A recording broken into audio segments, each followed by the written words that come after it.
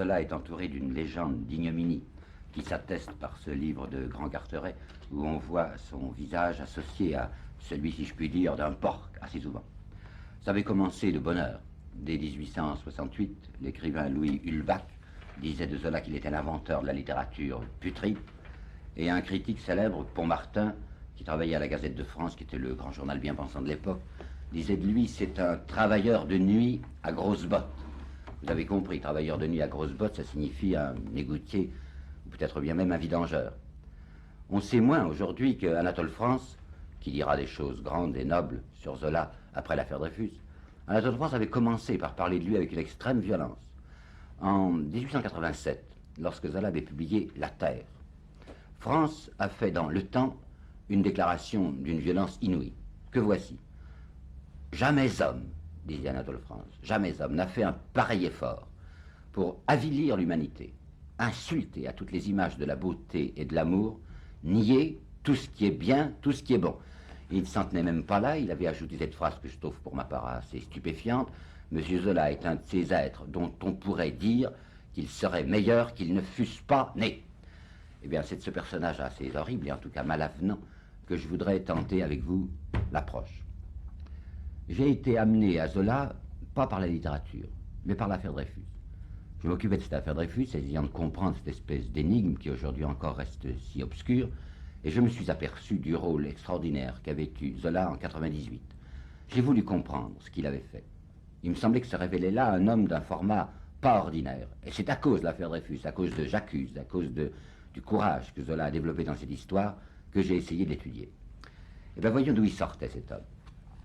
L'écrivain Jacques Bainville disait de lui, ce demi-italien, quart de grec, 3 ou 4 fois métis, n'est pas un bel échantillon de l'humanité.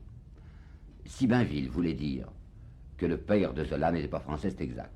L'ingénieur François Zola, qui creusa le canal d'Aix, qui était un ami de Thiers, était né effectivement à Venise en 1895. Et il avait épousé une jeune fille grecque, qui était née à Corfou. Mais du côté des entrailles d'où il sort, Zola appartient à la petite plèbe française. Sa grand-mère était couturière à Dourdan, dans la Beauce, quand il y épousa un vitrier qui s'appelait Aubert. On peut dire que par les entrailles d'où il sort, il appartient à la même race humble et forte que celle de Peggy. C'est un garçon qui n'avait pas eu de chance au début de sa vie. Une dure enfance, une adolescence pénible. En 47, il était né en 40, en 47, il n'a même pas 7 ans encore, il est né en avril 40, c'est en mars 47, son père meurt. Ce père, nous le connaissons peu, cependant, nous avons un tableau qui a été fait à Aix, où il était donc, je vous l'ai dit, ingénieur, il faisait le canal, tableau assez somptueux, on voit que ces gens étaient aisés puisqu'ils posaient devant le peintre. Il y a donc le père, la mère et le petit. Regardons un instant ces visages. Il y a le père, Émile Zola, qui a le poing sur la cuisse, qui est très redressé, qui a l'air assez fier de lui, un regard gentil et direct. À côté, on voit la maman, qui est jeune à ce moment-là, 26-27 ans, et elle paraît un peu plus vieille que ça sur la toile. Elle a des bandeaux à la George Sand. Elle a un beau camé sur sa robe, qui paraît être une robe de soie noire. Elle a les yeux à fleur de tête. Et ce qui frappe, c'est le visage du petit garçon à côté, un drôle de visage, sans bonheur, enfin comme s'il s'attendait confusément à ce que la vie ne soit pas gaie pour lui. Cette image, elle doit être de 46, enfin l'enfant avait devant nous 6 ans. Mais regardez cet œil, il y a un œil, c'est l'œil gauche, qui pend un peu. Il y a cette bouche, avec une moue. Il a beau être, comme on dit sur son 31, il est dans tous ses atours avec son petit manteau de velours et sa fourrure. Il y a là je ne sais quelle curieuse tristesse chez cet enfant. Eh bien effectivement, son père va donc mourir. Il est peut-être trop petit, à 6 ans et demi, pour mesurer ce que c'est qu'un deuil. Mais en tout cas, il y a une chose qu'il voit tout de suite, c'est que l'aisance dans laquelle on était, dans la famille, va se transformer en des difficultés, en gêne, et bientôt en détresse. On peut suivre à la trace leur déménagement perpétuel à Aix. Presque tous les ans, ils changent d'appartement. Et on descend chaque fois. On va aboutir, quand il a 16 ans, je crois, on va aboutir à 2 pièces absolument obscures qui donnent sur un boyau noir, une espèce de déversoir d'immondice qui est le long des remparts de la ville. On était 4 là-dedans, parce que l'ingénieur Zola, très gentil pour sa femme, avait fait venir pour vivre avec eux, puisqu'il était riche, qu'il était aisé, il avait fait venir le grand-père, la grand-mère. Alors il y avait donc le petit Émile Zola, sa maman, le grand-père, la grand-mère qui vivaient dans cette maison. Et à 17 ans, 57, Zola voit mourir cette grand-mère. C'est un coup dur pour lui. Il l'aimait beaucoup, il ne l'avait jamais quittée. Et cette fois, il a 17 ans, il peut mesurer ce que c'est que la mort. Il écrira plus tard au souvenir de ce malheur, on était 4 et un trou se creusait. On restait 3 à grelotter de misère. C'était donc ça mourir. C'était ce plus jamais. Sa mère se persuade qu'il ne pourra vraiment faire de bonnes études que s'il va travailler à Paris.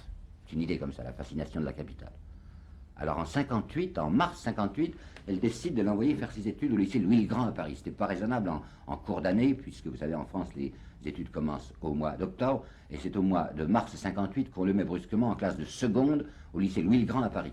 Il est très malheureux à Paris, ça ne va pas. D'abord, il n'y connaît personne, est un peu effrayé, c'est un garçon timide et gauche, pensif et maladif, dira de lui Cézanne, qui était un de ses camarades de Provence. Les garçons du lycée Louis-le-Grand à Paris se moquent de lui d'abord à cause de sa gaucherie, et puis parce qu'il a beaucoup vécu dans cette Provence. Il n'est pas né en Provence, il est né à Paris, mais il a été tout de suite à Marseille, à Aix-Marseille. Il y a pris l'accent. Alors cet accent méridional, ben, ça fait rire les garçons de Paris. En plus, il a une difficulté de parler dont il ne se guérira jamais. Comme on dit, vous savez, un cheveu sur la langue. Alors il dit mon petit chien, il dit mes cheveux, enfin pour dire son chien et ses cheveux. Et les garçons se fichent de lui et ça lui est pénible. Il attrape une typhoïde terrible dans l'année 58-59, dans l'hiver. À ce moment-là, on ne savait pas soigner la typhoïde comme aujourd'hui. Il a plus de 2 semaines de délire. Sa mère se demande s'il ne va pas mourir. Il s'en tire, mais il s'en tire mal. Il est vraiment très diminué. Et puis voilà qu'au printemps 59, son grand-père meurt. Deuxième, même quoi, troisième rencontre avec la mort. Et il va se présenter dans ces mauvaises conditions physiques et morales au bachot. Eh bien, il avait fait tout ce qu'il avait pu. Il travaillait de son mieux. C'était pas un aigle, c'était pas un garçon éblouissant, appliqué surtout. Il passe l'écrit, mais il échoue à l'oral. Alors il se persuade qu'après tout, s'il avait pu rester à Aix, peut-être que le bachot était plus facile à Aix qu'à Paris. Alors il demande à sa mère de lui donner l'argent nécessaire pour aller tenter l'oral du baccalauréat, enfin oui, l'oral, je dis bien, à Aix. Il se présente à son oral d'Aix, il échoue. Par conséquent, il a complètement raté, puisque vous savez, quand on échoue une seconde fois à l'oral, c'est fini, il faut tout recommencer. Or, ce pauvre garçon était boursier. Bien sûr que sa mère n'aurait pas pu payer elle-même les études à Paris, il avait obtenu une bourse pour lui. Eh bien, on ne renouvelle pas la bourse à quelqu'un qui s'est fait étendre 2 fois au baccalauréat. Alors c'est fini. Les études de Zola vont s'arrêter là. C'est une chose qu'on ne sait pas d'ordinaire et c'est intéressant. Ce Zola, enfin, grand écrivain qui savait ce que c'est que le style, qui s'appelait lui-même un poète, ne sera jamais un bachelier. Un de ses camarades qui s'appelle Baille, ses 2 meilleurs amis c'était Baille et Cézanne. Un de ses camarades Baille, il écrit, je me rappelle, c'était au mois de janvier 60, il lui dit, tu vois, je vais avoir 20 ans, il aura 20 ans le 2 avril, je vais avoir 20 ans et je suis encore à la charge de ma mère qui ne peut à peine se suffire à elle-même. Donc il n'y a qu'une chose à faire, c'est à se débrouiller pour trouver comme il pourra une situation, n'importe quoi qu'il fasse vivre. On cherche, on tâtonne, il fait des tas de démarches, présent dans des tas de bureaux, on ne veut pas de lui, pas de diplôme, il n'a rien. Enfin, il va trouver le 1er avril, donc la veille de ses 20 ans, puisque c'est le 2 avril, le 1er avril 60, il va trouver une place de scribe, enfin de gratte-papier, dans un truc qu'on appelait les docks de la douane. C'était situé près du château d'eau, c'est-à-dire près de la gare de l'Est, et le tout petit et misérable appartement où il vivait avec sa mère était dans le 5e, rue Saint-Jacques. Il est payé une somme qui correspond au pouvoir d'achat aujourd'hui de 180 francs suisses. Voilà ce qu'il a par mois. Alors naturellement, il ne peut pas vivre. Il va et il revient de son bureau, et c'était loin, de la rue Saint-Jacques jusqu'au château d'eau. Il va et il revient à pied pour ne pas payer l'omnibus.